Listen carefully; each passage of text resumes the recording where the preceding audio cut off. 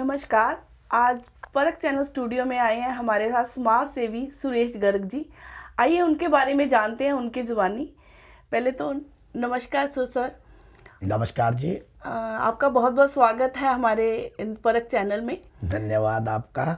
और हम आपसे जानना चाहते हैं, ये आपने जो समाज सेवी का जो आपका पता है कि आप लड़कियों की शादी करवाते हैं, गरीब लड़कियों की कन्यादान करते हैं और भी समाज में जो काम करते हैं, प्लीज़ उसमें छोटा सा ब्रीफ बताइए हमें क्या क्या करते हैं और कैसे कैसे ये स्टार्ट किया आपने। देखिए, हम समाज सेवा में 1995-96 से लगे हुए हैं और अभी तक जो प्रभु की कृपा हुई है, 4 बहुत बड़े बड़े प्रोग्राम गरीब लड़कियों की शादी के हमने अरेंज किए हैं। एक बार 271 लड़कियों का, एक बार 501 का, एक बार 251 का, एक बार 101 का, और भी कई छोटे प्रोग्राम। कुल मिला के 1280 के लगभग गरीब लड़कियों की शादी कराने में हम कामयाब हुए हैं। और कई बार हमने ब्लड कैंप जो है, डोनेशन कैंप लगाए हैं काफ़ी, और 1 लाख वृक्ष लगाने का कार्य हमने किया है। ऐसी प्रभु की कृपा रही है। और अब आगे हम 500 करोड़ रुपए का एक प्रोजेक्ट महाराजा अग्रसेन के नाम से अगरमठ बनाने जा रहे हैं। आप जो अगरमठ के सौजन्य से जो प्रोग्राम करवाने जा रहे हैं अभी, वो उसका क्या उद्देश्य है और वो कब करवाने जा रहे हैं? देखिए, हम 3 दिवस का एक बहुत बड़ा मेला लगाने जा रहे हैं महाराजा अग्रसेन जी के नाम से, जिसमें 3 दिन में लगभग 50,000 से ज़्यादा आदमी मेले में राउंड होगा उनका, जिसके तहत हम एक तो बहुत बड़ा जो है ना, स्वास्थ्य के लिए बहुत बड़ा कार्य होगा। 3 दिन कम से कम भी 20 डॉक्टरों का पैनल लगातार 3 दिन चलेगा, जिसमें दृष्टि जो रोग के डॉक्टर हैं वो 4 से 5 तक डॉक्टर बैठेंगे। और हमारी कोशिश होगी कि 3 दिन में 1500 से लेकर 2000 व्यक्तियों को जांच करके 10 चश्मे लगवा दिए जाएं फ्री में।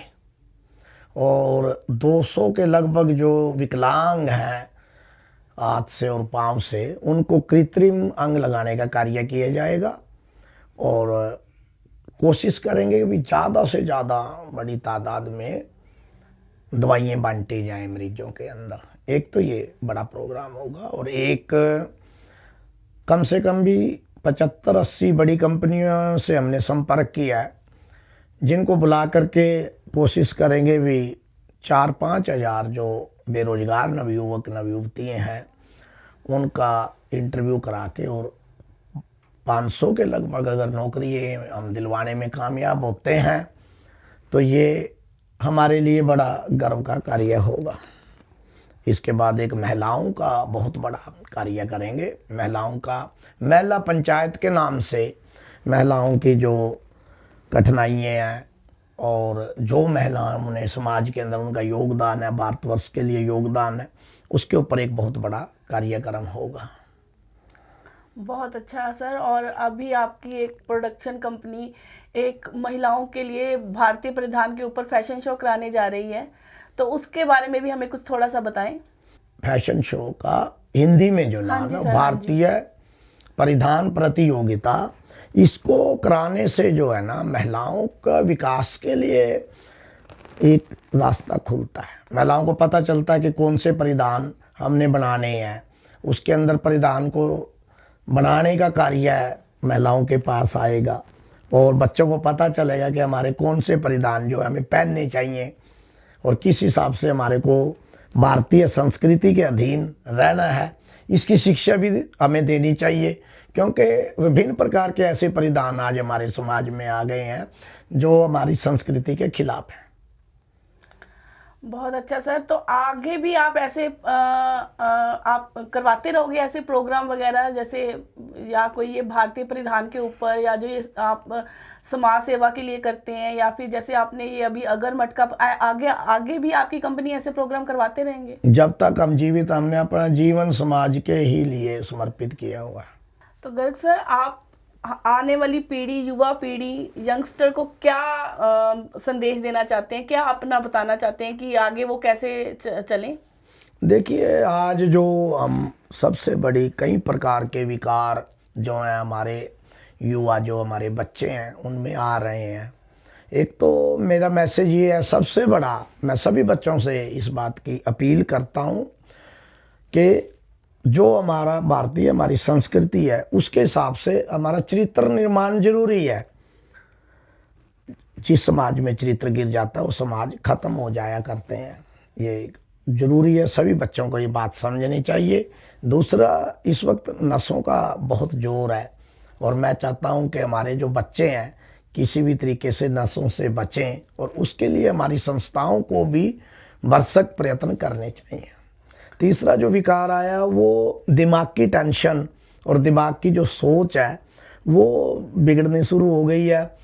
30-30 साल या 35-35 साल की उम्र तक के बच्चे जो हैं ना, वो शादी नहीं करवाते हैं। और जो ये पीजी का एक कल्चर आ गया है, बच्चे अकेले रहते हैं, वो बागी हो जाते हैं। इन सभी चीज़ों के ऊपर हमारी संस्थाओं को बहुत ज़्यादा कार्य करने की ज़रूरत है। एक सर, आप जो ये अगर मठ का प्रोग्राम कर रहे हैं, फिर इसमें क्या आप युवा पीढ़ी को भी साथ जोड़ेंगे, वो आपके साथ जुड़ें, और ताकि वो दूसरे इन चीज़ों से, नशों वगैरह से हटकर आपके साथ इस समाज सेवा में, इस बड़े इवेंट में भाग लें? बिल्कुल, हम यूथ फेस्टिवल करेंगे ना, जिस दिन रोजगार का मेला हमारा है, उस दिन शाम को यूथ फेस्टिवल का हम आयोजन करेंगे।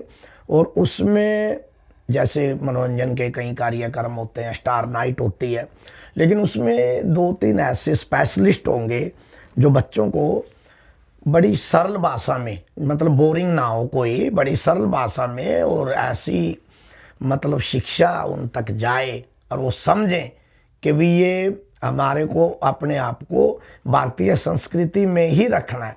क्योंकि ये साबित हो चुका है कि पूरे वर्ल्ड में, पूरे संसार में भारतीय संस्कृति से बढ़िया कोई भी संस्कृति नहीं है। हमारे जो संस्कार है वो बहुत बड़े संस्कार हैं। अगर हम यहाँ अभी देखिए, आपको एक मैं एग्जांपल देना चाहूँगा। हमारे एक बहुत बड़े स्टार पंजाब से धर्मेंद्र की अभी डेथ हुई है। तो हमारे यहाँ क्या है कि अब ज़्यादातर लोग जो है वो अस्पताल में ही उनकी मृत्यु होने लग गई है। परिवार वाले अगर उनको अस्पताल में ना लेके जाएं तो लोग ये कहते हैं कि जब तक उसके सांस नहीं निकलते अस्पताल में रखना जरूरी हो गया, ये भी गलत हो गया। तो धर्मेंद्र ने साफ कहा सन्नी देओल को कि मैं अपने घर में मरूंगा और तेरे घर में मरूंगा, तो मेरा बड़ा बेटा है। वो हमारे भारतीय संस्कार बोलते हैं। इसी तरीके से हम चाहते हैं कि हमारे संस्कार लुप्त ना हो, हमने अपने संस्कार बच्चों के अंदर भरने हैं। और बहुत बहुत बहुत अच्छे विचार हैं सर आपके, और हम युवा पीढ़ी से यही चाहेंगे कि वो आपके विचारों से सहमत हों। तो ये थे हमारे साथ सुरेश गर्ग जी, जिन्होंने अपने विचार हमारे साथ साझा किए। धन्यवाद।